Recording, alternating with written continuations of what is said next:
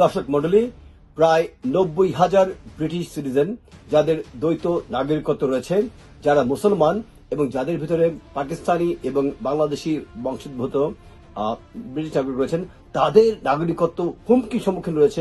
এ ফালতু বিভ্রান্তিমূলক তথ্য দিয়ে যে প্রচারণা বিভিন্ন গণমাধ্যমে ছড়িয়ে দেওয়া হচ্ছে, আমি তার সুতীব্র প্রতিবাদ জানাচ্ছি।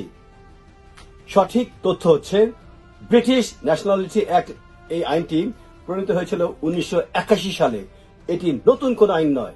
এই আইনের অধীনে যদি কোন ব্রিটিশ সিটিজেন নাগরিক মির্জাফর হন, অর্থাৎ তিনি যদি যুক্তরাজ্যে জন্মগ্রহণ করেন ব্রিটিশ সিটিজেন হওয়া সত্ত্বেও, অথবা যুক্তরাজ্যের বাইরে থেকে যুক্তরাজ্যে প্রবেশ করে দীর্ঘদিন বসবাস করার পর তিনি যদি ব্রিটিশ সিটিজেনশিপ অর্জন করেন, এরপরে তিনি যদি রাষ্ট্রের সাথে বিশ্বাসঘাতকতা করেন, যুক্তরাজ্যের স্বার্থ বিরোধী কোন কর্মকাণ্ডে তিনি লিপ্ত হন, অথবা এমন কোন সিরিয়াস ক্রাইমের সাথে জড়িত হন যেটি যুক্তরাজ্যের স্বার্থ বিরোধী, অনলি সেই ধরনের এক্সেপশনাল গ্রাউন্ডে উক্ত দ্বৈত নাগরিকত্বের অধিকারী নাগরিক, তিনি মুসলমান হন অথবা নন মুসলমান হন, তাদের নাগরিকত্ব হরণ করার ক্ষমতা হোম সেক্রেটারিকে দেওয়া হয়েছে।